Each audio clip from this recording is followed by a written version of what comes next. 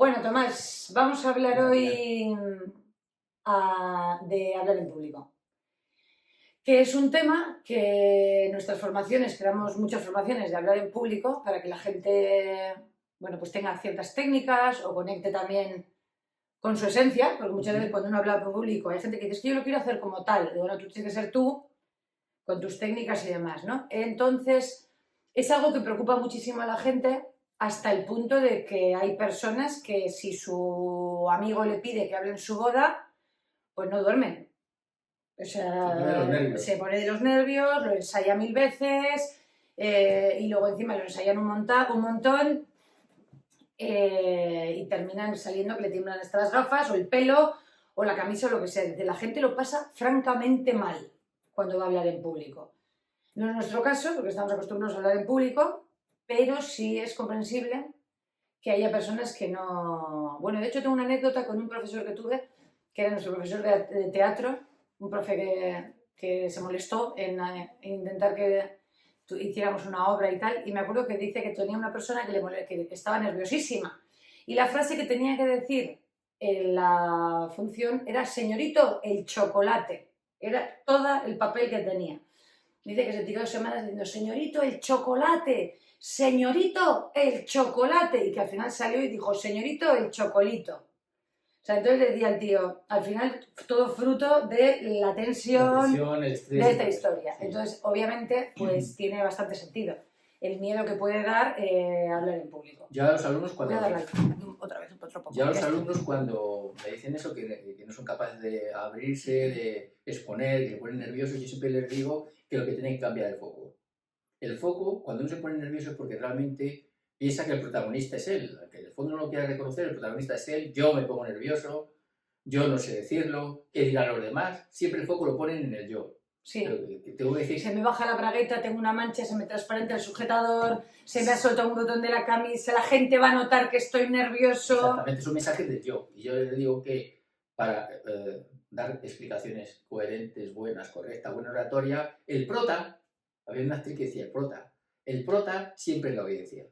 Y si el prota siempre es la audiencia, te vas desenfocando en ti y te enfocas en la audiencia. Y con eso te animas más a incluso perdonarte de tus propios errores. Con lo que entonces, aquí un orador no tiene que hacer mensajes del yo, sino mensajes de la audiencia. La audiencia es la protagonista, es la estrella principal y yo soy un servidor de la audiencia.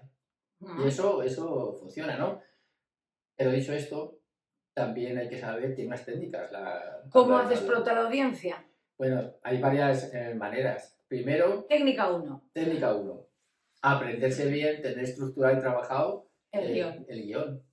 Porque muchas veces el nerviosismo viene porque no te sabes bien los contenidos, ¿no? Entonces, al no saber los contenidos, evidentemente, te pones nervioso. Y por eso no quieres salir. ¿Estás de acuerdo? Absolutamente. De hecho, obvio, si tú controlas el tema sobre el que vas a hablar, uno se siente muchísimo más seguro o segura, pero también es cierto que a veces cuando uno se lo sabe demasiado, comete el error de hacer el papagayo. Sí.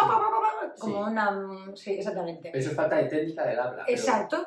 Ese es control del guión. Es control del guión. Pero lo primero y lo básico es saber lo que estás diciendo. Sí. Luego otra cosa es que a mí me sorprende porque hay veces que yo abro las formaciones y digo, venga, vamos a preparar algo libremente. Tema libre. Tenéis 5 minutos para... Ya, pero ¿de qué hablo? De lo que te dé la gana. O sea, es decir, te lo estoy poniendo súper fácil. Porque otra cosa es que te diga, vamos a hablar del desarrollo del ornitorrinco. Y tú dices, ay, Dios mío, qué leñes digo aquí. Pero si te digo, puedes hablar de lo que quieras, puedes hablar de una serie que estés viendo, de un viaje, es decir... Y me sigue sorprendiendo cómo hay gente que en estos 5 minutos no prepara nada.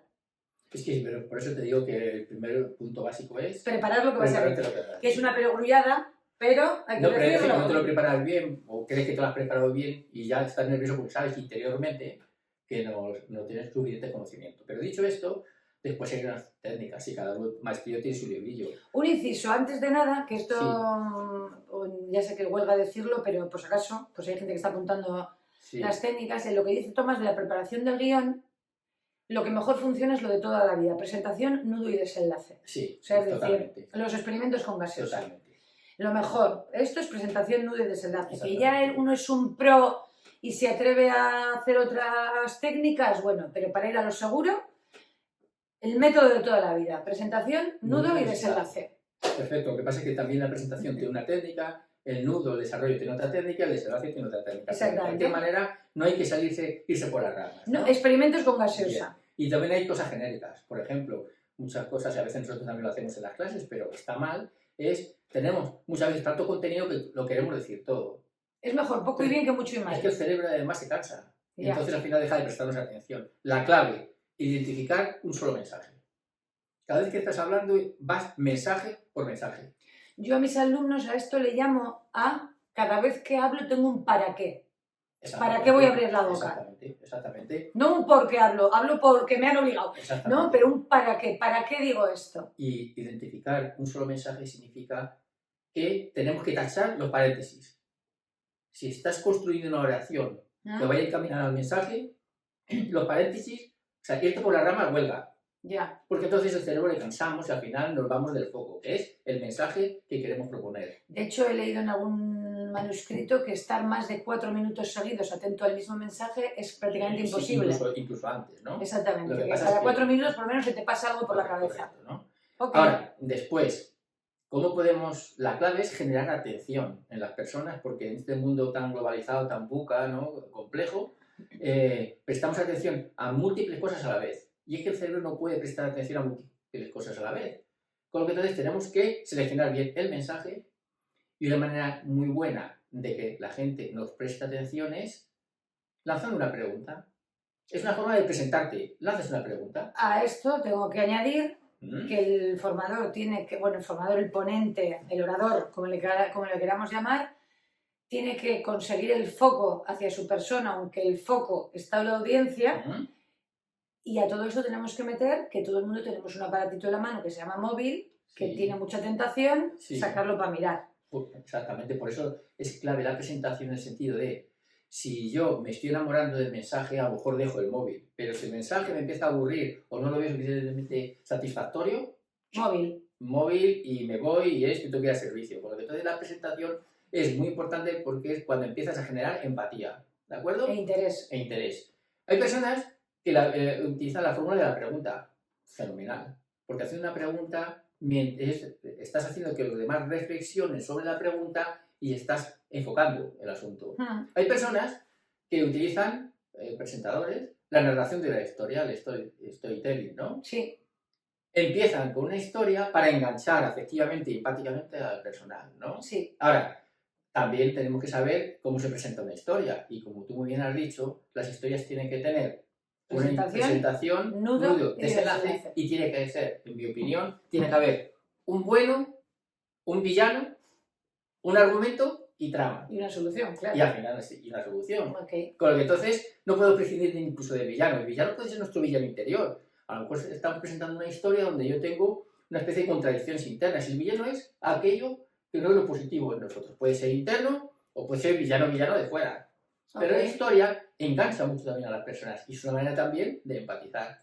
Y aparte también añado, porque estamos haciendo esto en base a la experiencia que tenemos los dos dando cursos de cómo hablar en público, añado que una de las herramientas más importantes para enganchar al público es generar una emoción. La gente que genera una emoción tiene más enganche. De hecho, yo muchísimas veces pongo el ejemplo de cómo los anuncios antes eran en plan, no sé qué, súper blanca su ropa sin frotar, ya está. Y en cambio, hoy en día, los anuncios tratan de tocar la fibra. Sí. O sea, es decir, de emocionarte con la ternura, con la empatía o con la nostalgia. O sea, todos intentan tocarte. Porque cerebralmente sabemos que la memoria emocional es más fuerte que la de los datos. Los datos se olvidan. Una buena emoción, un buen sentimiento no se olvida casi nunca. De hecho, también suelo poner el ejemplo muchas veces de un famoso anuncio que no recuerdo si es del 87 o el 89, del famoso gusano que subía así de la droga. ¿No te acuerdas que hubo un gusano de un chaval que le subía? Claro, o sea, era visual, porque era el primer plano, era auditivo, porque sonaba como el gusano le comía por dentro, y era kinestésico porque veías el rastro que dejaba y era como ¡ah, qué asco! ¿Vale? Entonces, realmente fueron unos rupturistas. O, por ejemplo, el anuncio de un famoso coche que lo único que sale es el brazo de la persona que lo conduce y no sale el coche. Sí, sí, sí. Todo eso nos generan expectativas, generan emociones y está estupendo.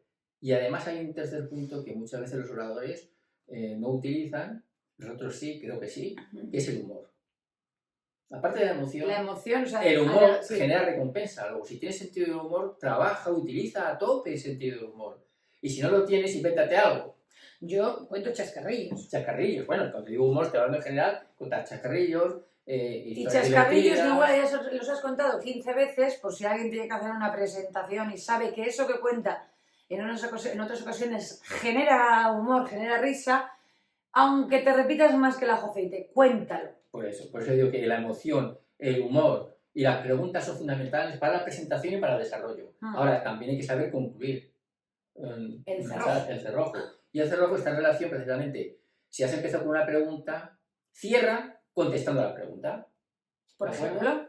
También puedes cerrar induciendo a la reflexión o bien dándoles una dinámica de acción. Pero al final hay que cerrar bien, porque al final es la guinda del pastel. Por lo que entonces tienes que presentar bien, con humor y emoción, tienes que desarrollarlo bien, mensaje por mensaje, sin paréntesis. Mensaje 1, sin paréntesis, mensaje 2, sin paréntesis, mensaje 3, sin irse por las ramas, ¿de acuerdo? Con lo que entonces eso es la básica, estar de acuerdo en todo esto, porque además lo haces muchas veces, ¿no? Y luego aparte que tú ya en esto tienes ya callo, hay en determinadas profesiones... Me está llamando viejo. Mi caso. No sé si lo he dicho.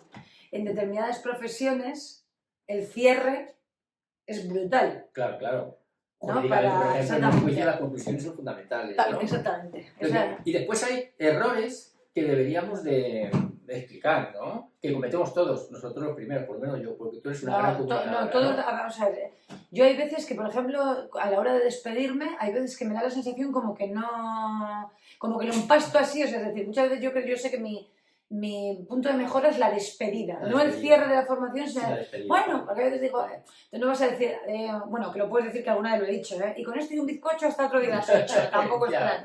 Pero ya nos entendemos. Nosotros somos docentes, sí, pero también somos ponentes, ¿no? Sí. Pero hay errores básicos que no se deberían cometer, ¿no? Por ejemplo, dar la espalda al público, dar la espalda a los alumnos. Muchas veces por querer ser muy cercanos, te acerca mucho a un alumno que está en el medio de la clase, pero está dando la espalda a los primeros.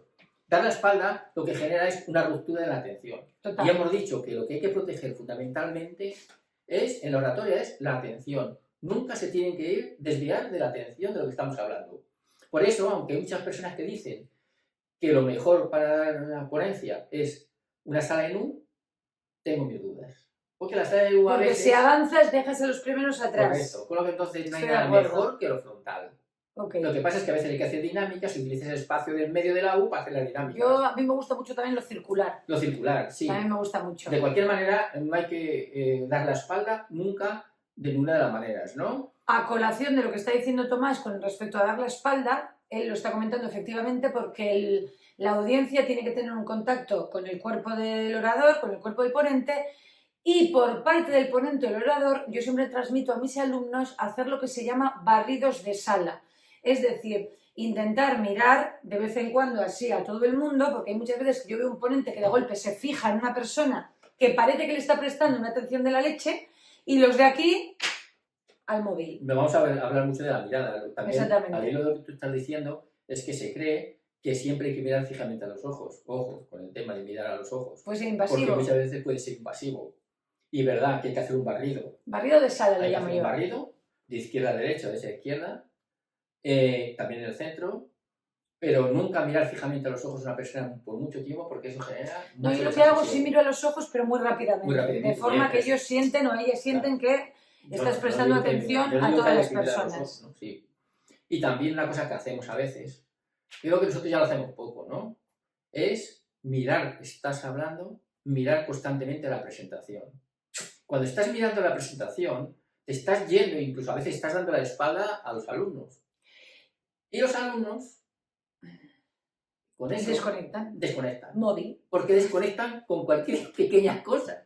Alumnos, oyentes, quien sea, oyentes, lo que les dé la gana. Desconectan. Con lo que entonces las presentaciones están hechas para llevar un guión, para que los alumnos Esto se nota mucho, por ejemplo, en la boda, cuando sale alguien a hablar y sale con su papel y está, porque para mí esta persona siempre ha sido no sé qué, no sé cuánto. Ya. Que dices ahí, con lo bonito que lo está escribiendo, Sí, que pues está poniendo su corazón encima de la mesa, sí, el papel, tanto el papel como el PowerPoint, la presentación, el Canva, lo que cada uno utilice, ujú, tiene que ser un un soporte, soporte. no una lectura. Porque si no, ¿para qué estamos los ponentes? Y Sí. no solo eso, sino reparto mi discurso a todo el mundo de la Correcto, boda correcto, y se acabó. correcto. Con lo que entonces es un error que también deberíamos no cometer, y es decir, tener preparado o bien el guión o bien tener unas ideas claras de lo que está hablando, ¿no? Unas palabrillas, digo yo Unas muchas palabrillas. veces, para no cometer la tentación de leer. Bien. Y después, estarán de acuerdo conmigo que es muy importante en la oratoria también el lenguaje no verbal. Of course, Aparte de absolutamente. además del volumen e intensidad, que ya hablaremos si quieres luego, pero vamos a hablar un poco si quieres del lenguaje no verbal. La diferencia de un buen orador y un mal orador es también cómo utilizan las manos, por ejemplo. Sí. ¿No? Con la diferencia de que las manos siempre tienen que estar en posición, ¿no?, de acogimiento de los alumnos. Es mejor enseñar siempre la palma de las manos. Lo que está claro es que estaremos de acuerdo de que cero tolerancia a poner las manos en los bolsillos. Sí, cero. Las manos no se ponen en los bolsillos. Pero aparte de que no tienes que poner las manos en los bolsillos, hay situaciones donde utilizamos mal. Por ejemplo, no podemos cruzar los brazos. Porque los brazos es un aspecto cerrado que no te integra, no es expansivo. Y entonces eso viene mal para la comunicación, ¿no? Esto técnicamente en algunos foros se llama el candado. Sí. Personas que hacen el candado, ¿no? Hay personas que ponen o bien una mano detrás de la espalda o dos, que al final es síntoma de refugiarse. Tampoco podemos poner la mano detrás de la espalda. A mí eso lo de ir así, no sé qué tal cual, me recuerda a esas películas en las que van los monjes y tal en claustros, que van andando y hablando entre ellos y van así. Eso es. Eso. A mí me recuerda un poco eso. Si es una mano lo llaman el espadachín. Y si ponen las dos manos lo llaman el reflexivo, ¿no? Okay. Después, las manos, es verdad, y tenemos que hacerlo, que se nos tienen que ver. Sí. Pero si nos tienen que ver, no brazos caídos totalmente, como un fantasmagórico, y tampoco por encima del hombro, subir mucho las manos. No. Hay que utilizar las manos bien. Lo que viene a decir, no me acuerdo qué autor, se lo oí, que es hablar en la caja. Es como que imaginariamente tienes una caja aquí, sí. Y entonces hablar aquí, ni aquí, que hace un poco de pinta de persona que está un poco trastornada, ni abajo. Correcto. Sí, entonces siempre dice, habla en la caja. Y una cosa muy buena con las manos, porque el cerebro lo agradece mucho, que es controlar numéricamente. Si tienes que expresar ideas, 1, 2, 3, 4, eso es muy importante y muy bonito. Sí, y queda muy bien por ejemplo, yo también entiendo cuando hay gente que habla muy bien con las manos, que da gusto muchas veces, y gente, por ejemplo, que dice allí y aquí, ellos, nosotros, y hace este tipo de comunicación no verbal con las manos, pero hay que controlarla. Es decir, si no controlo el a ellos, nosotros, todos, este tipo de cosas, es mejor no hacerlo y simplemente tener una posición en las manos que se vean y hablar en la caja. Efectivamente, ¿no? Después, la mirada que has dicho tú antes. El barrido de sala. Exactamente. Que venía a colación de lo de no dar la espalda. Igual que no tienes que mirar muy fijamente, si tienes que hacer el barrido, tampoco puedes. Hay algunos que miran hacia arriba, sí. Que están cerca de la divinidad, ¿no? Miran sí, yo alguna vez he preparado a gente, en plan rollo, para que se den cuenta de lo que están haciendo, y yo empiezo a mirar, que miran para allá, y como me están mirando a mí, empiezo yo a hacer. A ver si así entienden que no están centrados en la sala. Eso más o menos, fíjate, a veces cuando la sala es muy grande y hay mucho, puede parecer que es que hay mucha gente y que están mirando a se nota, pero es que hablamos la mirada satánica, la de los infiernos, no la de los infiernos, que miras para abajo. Sí. Miras a subterráneo, hay gente que es al suelo y gente que es al cielo. Porque sí. evidentemente... Desconexión móvil, otra vez. La clave, vuelvo a repetir, es nunca tenemos que desviar la atención. Siempre tenemos que estar enfocados en que la gente nos atienda y nos escuche para el aprendizaje, ¿no? Y otra cosa importante es la voz. Oh. El tono de voz, la intensidad de la voz, la velocidad. Todo acabado. Okay. Porque no es lo mismo el desarrollo de una oración, de un discurso, con la terminación. Uh-huh. Si las cosas, por ejemplo, en el tono, si las cosas que vas a decir son muy importantes porque es el núcleo, es la esencia, es mejor la voz un poquito más grave. Okay. Pero sin embargo, si es más relajado, más distendido o más pasional, puedes utilizar la voz más aguda. Y otra cosa que tenemos que hacer con la voz es intentar hacer lo que se llaman dientes de sierra. Es decir, Exactamente. subo la frase y la cuelgo. Subo la frase y la cuelgo. Exactamente. Para no ser monocorde, porque ser monocorde Duerme. Es que y móvil otra vez. y duerme. Otra cosa importante, porque además te quita atención, son las muletillas. También. Hay Lo que personas pasa que es que utilizan muchísimas muletillas. reconozco que cuando eres formador es súper fácil dejarse llevar por la muletilla. Sí. Y otra cosa también es, yo creo que con la voz hay que teatralizar un poco. Hay que teatralizar un poco. Para mí hay que teatralizar un poco. Y En es- caso si yo digo, iba por aquí y una persona me preguntó, ¿dónde vas? Realmente entonar bien el ¿dónde vas? Entonar bien y además Exacto. siempre utilizar la pasión y la emoción que tenemos. Teatralizándolo. Es decir, Código teatro. un buen orador, un buen ponente, aparte de utilizar los silencios, que también los tiene que utilizar, Sí. tiene que acabar cansado de su posición cuando se vaya a casa. Mm. Porque tenemos que dar todo lo que nosotros podamos dar para que la gente no se desenfoque. Total. ¿no? Y después de todas las muletillas hay muchas muletillas. Hay muletillas que no tienen ningún sentido. A, E, O. Hay muletillas de relleno, por Sí. ejemplo. Hay mucho tipo de muletillas. Bien, y por último, recordar un buen cierre es estupendo. Ser un señor o una señora candado. Exactamente. Eso es. Tal cual. Vale. Lo dejamos aquí. Venga, ¿te parece? perfecto. Seguimos otro día. Muy bien. Hasta luego. Bueno, pues, que volvemos porque se nos olvidó comentar una cosa, ¿vale? Y para no dejarlo colgado. disculpa. ¿Sí? Se nos olvida una cosa muy importante, que tenemos que saber quién es nuestra audiencia. Sí, Tenemos que trabajar nuestra audiencia, tal cual. porque no es lo mismo que hagas una ponencia Para niños de 15 años, que para personas de 66, por ejemplo. porque entonces tienes que saber que esas personas de 66 a lo mejor eran los Beatles, bueno, los Beatles incluso es anterior, era su música preferida, y ahora son los raperos. O el reggaetón. O el reggaetón. Bueno, entonces es importante que sepamos la edad, que sepamos la profesión, si podemos saberlo, y sabemos el contexto y cuáles son los intereses, porque de ahí podemos dirigir nuestro mensaje. Y evidentemente si estamos en un sitio o estamos en en un evento que no es tan reglado, por así decirlo, como una formación de empresa donde sí te pueden dar pistas, ser un poco inteligente con la vista y ver, ¿no? Claro. ¿Quiénes son las personas que están entre el público y demás? Podríamos saberlo, de todas maneras a veces el público es heterogéneo, eso es más complejo, porque tienes que utilizar muchos tipos de lenguaje, ¿no? Y por último, porque también quisiera decir lo que no lo hemos dicho, es la generación de confianza. Mirad, hay personas que ya van con la confianza puesta, Sí. que son los grandes gurús de la oratoria, los grandes gurús de un tema determinado, que entonces su confianza les precede, ¿no? Sí. Pero estamos hablando de personas que tienen que generarte la confianza en ese momento, in situ, porque no les precede su confianza, ¿no?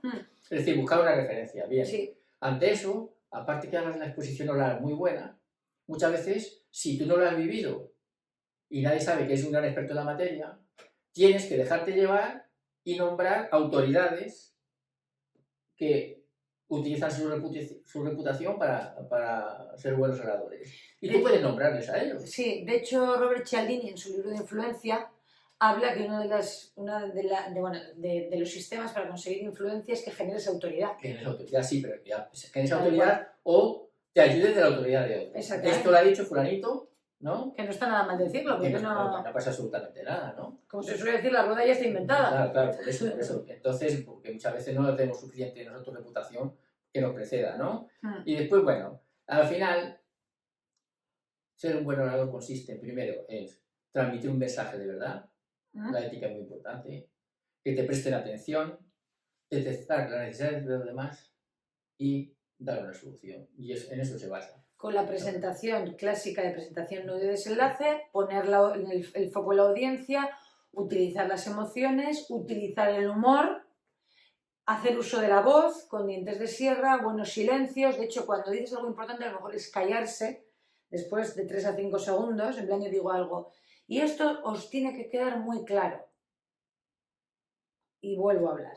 Este tipo de... Los silencios es fundamental. Exactamente, los silencios son fundamentales. Y ser tú mismo. Y una cosa también que no hemos dicho antes, que aprovechando la reconexión esta me gustaría nombrar ahora, yo lo que noto también mucho en las formaciones es que la gente intenta utilizar mucho de cuello para arriba, lo que digo, lo que no sé qué, no sé cuándo tal, y se olvida que el cuerpo de cuello para abajo es una tremenda herramienta comunicativa. Entonces muchas veces ves como la persona tal no sabe cómo ponerse, no sabe, me explico, y entonces viene muchas veces que la gente saca un boli. ¿Qué ocurre con el boli? Que empiezan clac, clac, clac, clac, clac, clac, clac, clac, clac, clac, y dices, leñe, si sacas un boli que sea un elemento de soporte, no un elemento que sea para, jolín, para hacerte quedar mal, o gente que empieza a hacer papelitos con esto, porque no sabe que su otra grandísima herramienta comunicativa es el cuerpo.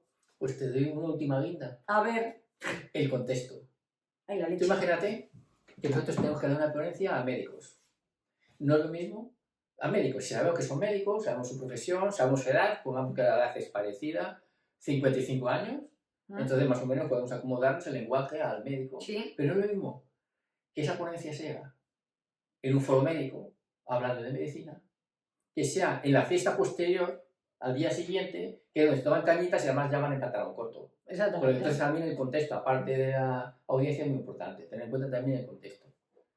Sí, pero fíjate, nosotros que damos tanta formación en sanidad, decía uno, "Jo, es que en tiempos del COVID no podías decir nada, porque estaba todo el mundo tan crispado, claro, el contexto era totalmente agresivo, ¿no? O sea, en plan, no me toques que grito. Entonces, sí, evidentemente el contexto... Esto se puede hacer el típico chistecillo de cuando le vas a pedir algo a tus padres o a tu pareja, elige bien el momento. Sí, exactamente. Pero parece que eso es un arte, ¿no? Porque hay personas que dicen el arte de hablar en público. Claro. Un poco de norma, estrategia, el arte y, vuelvo a repetir, ser tú mismo. Con tus errores y con tus aciertos. Sí, y otra, exactamente, ser tú mismo y no intentar copiar. Es que yo quiero ser como no sé quién, o yo quiero ser como tal, o yo quiero ser, yo qué sé. No, tienes que ser tú, con tu estilo, evidentemente utilizando herramientas, pero adaptándolas a tu estilo. Totalmente. No en plan, como resulta que he visto a este señor que hace, o a esta señora que hace también esto, pues yo también voy a hacer, porque eso le funciona a él o a ella. Igual Pero, no te funciona a ti. Y encima se ve que es impostado. Estamos de acuerdo. Entonces, ser tú con herramientas, pero haciéndolas tuyas. Perfecto. Te ha quedado genial. Se me ha olvidado, si ahora tuviéramos que repetir el guión de todos los tips, se me ha olvidado. Hay que tirar para atrás y apuntarlos en un papel. ¿Vale? Venga, ahora sí ya. Nos vamos. Venga. Chao.